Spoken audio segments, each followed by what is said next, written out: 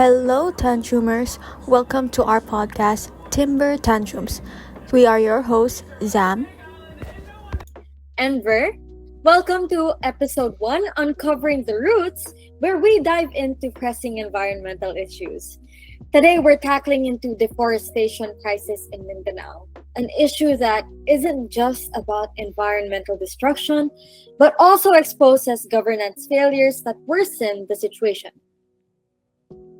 That's absolutely right, Ver. Mindanao is a home to some of the most biodiverse forests in the Philippines, but sadly, it's losing them at a very alarming rate.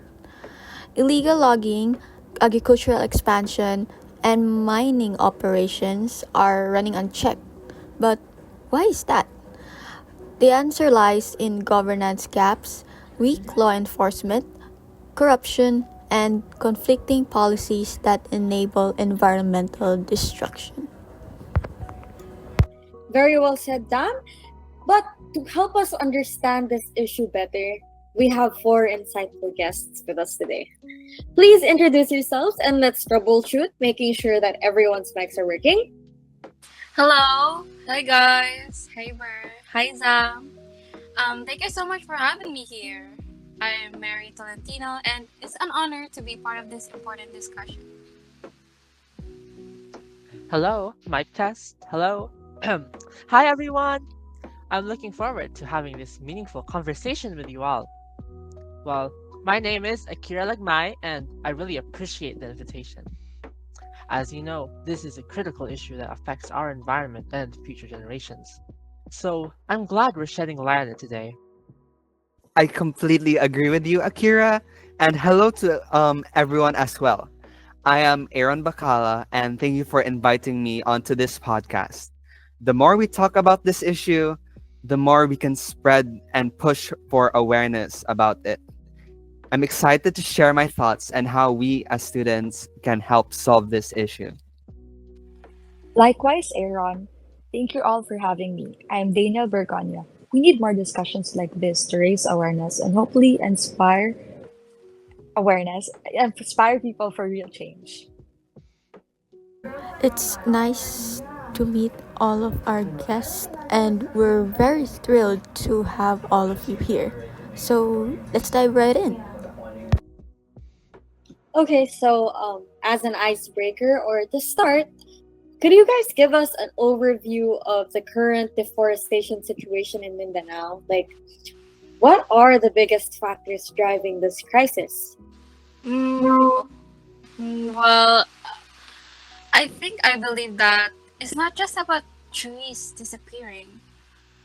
It's a sign of deeper problems, mainly weak governance actually. The agencies that are supposed to protect our forests, they're underfunded, uncoordinated, and sometimes even involved in shady deals. That makes it way too easy for illegal loggers and big companies to get away with destroying our forest. Policies exist, yeah, sure, but enforcement? That's a whole another story. And guess who suffers the most? Indigenous communities. Wait, sorry, could you repeat that, Akira? Oh, yes. Those who suffer most are the indigenous communities. They've lived in these forests for generations, but instead of being included in land use decisions, they're pushed out, sometimes even treated like criminals for defending their own land. Meanwhile, the real culprits, those running massive deforestation operations, keep going unchecked. These communities have the knowledge to protect the forests, but they're barely given a say. Exactly, Akira. Well said. And a huge part of this problem is how industries, especially big companies, prioritize immediate profit over long term sustainability. Whether it's logging, massive agricultural plantations, or mining, the forest is just seen as a expendable resource that we can exploit for profit. Palm oil, banana plantations, and mining operations keep expanding, and once land is wrecked, they just move on, leaving behind barren soil, lost wildlife, and an even more fragile environment. And then there's climate change, making everything worse. The more trees you lose, the more carbon gets released, speeding up global warming. On top of that, deforestation makes our forests more vulnerable to wildfires, landslides, and extreme weather. Yeah. It's like a vicious cycle. Climate change worsens deforestation, and deforestation makes climate change worse. If we don't do something soon, we're not just losing trees. We're losing the natural barriers that protect our communities from disaster. Wow, after hearing that, that sounds very alarming. But let's dig deeper into the governance issues as what you guys stated. So, what are the major gaps in policies and law enforcement? Well, actually, one of the biggest problems is policy inconsistency. Different government agencies have overlapping responsibilities, and sometimes they issue conflicting policies. For example, the Department of Environment and Natural Resources may designate an area as protected, but another agency might grant permits for agricultural expansion or mining in the same location. Adding to Mary's point, corruption is another major issue. There are cases where illegal loggers pay off officials to look the other way. This weakens law enforcement and allows destructive activities to continue without consequences. I completely agree with you, Akira, and I'd also like to point out that even when there are laws in place, they're not always effectively implemented. Many environmental agencies and forest rangers lack funding, personnel, and proper equipment. It's hard to enforce laws when the people responsible for them don't have the necessary resources to implement them in the first place. Yeah, and let's not forget political will. Sometimes, even when officials recognize the issue, they hesitate to act because it conflicts with economic interests. Some politicians are backed by businesses that profit from deforestation, which makes it difficult to push for stricter environmental policies. Okay, so based from all of that, if deforestation in Mindanao continues at this severe rate, then what will happen to the environment, and most especially, what will happen to us, like the people who depend on these forests? I'd like to answer this. To put it simply, the consequences are severe. We could see widespread soil erosion, which directly threatens agriculture. Farmers who depend on fertile soil will struggle with reduced crop yields, impacting food security. Good point, Akira. But I would also like to add that the loss of biodiversity is another major concern. Mindanao is home to endangered species like the Philippine eagle and tarsier. Deforestation pushes them closer to extinction, disrupting entire ecosystem. Yes, Mary. Disrupting and the disruption of entire ecosystems could definitely lead to climate change. Forests absorb carbon dioxide, helping to regulate global temperatures. When trees are cut down at an excessive rate, greenhouse gases accumulate faster, leading to rising temperatures, stronger typhoons, and prolonged droughts, which could definitely lead to more issues. Water scarcity is also a huge issue. Forests play a vital role in the water cycle, storing and gradually releasing water into rivers and lakes. Without them, droughts become more severe, and when heavy rains do come, there's nothing to absorb the excess water, leading to catastrophic floods. Okay, so with all these challenges, such as soil erosion, loss of biodiversity, climate change, and water scarcity, what do you think students can do to help spread awareness? Well, even with our limited resources as students, we can raise awareness in our schools and communities.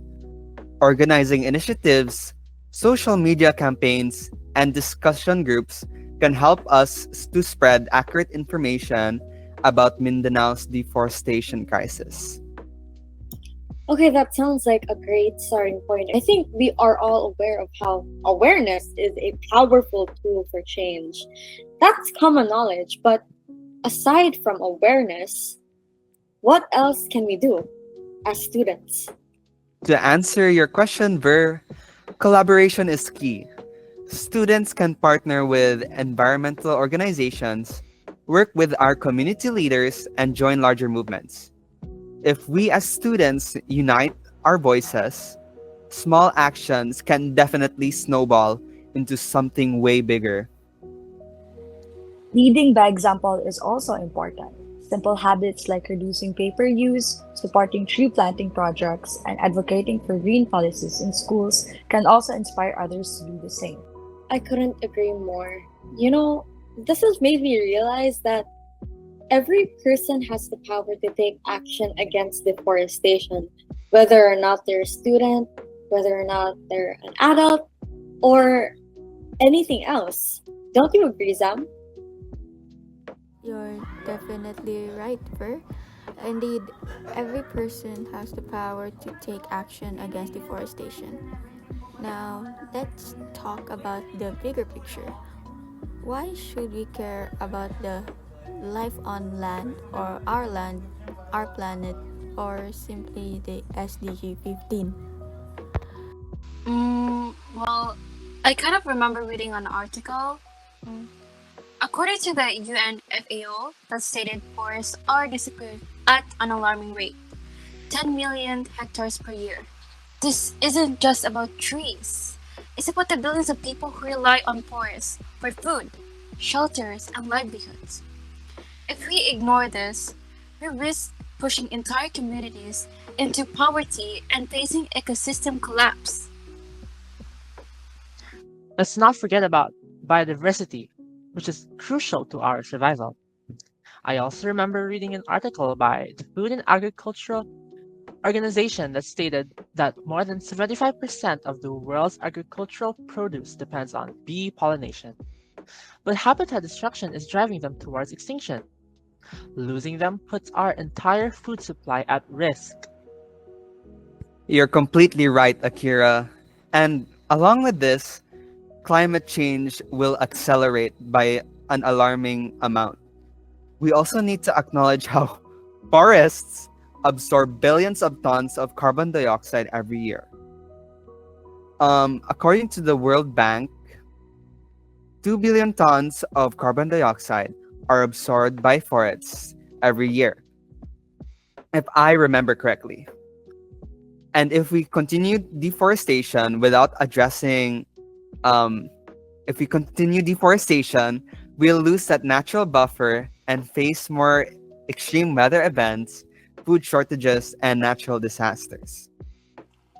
And it's not just about global issue. It's personal.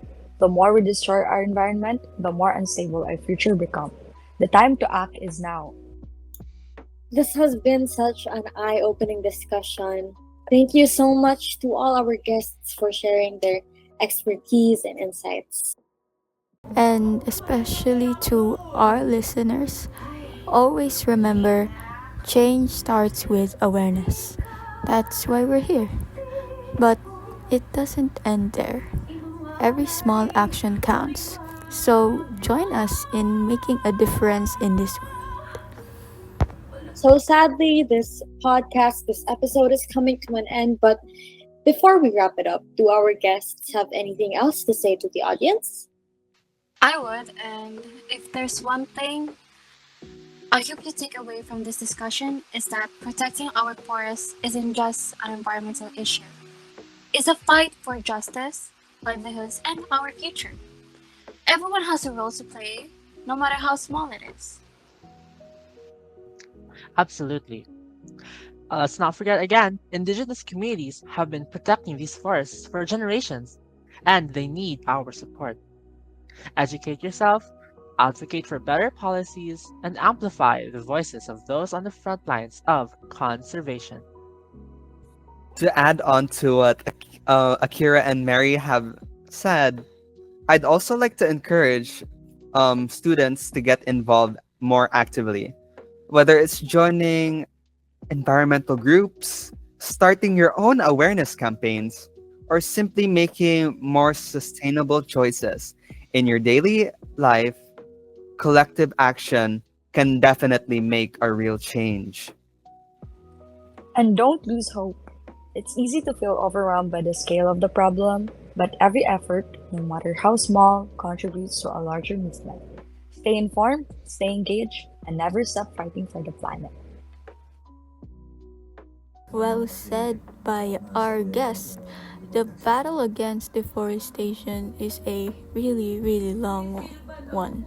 But with enough people pushing for change, we can really make a huge difference.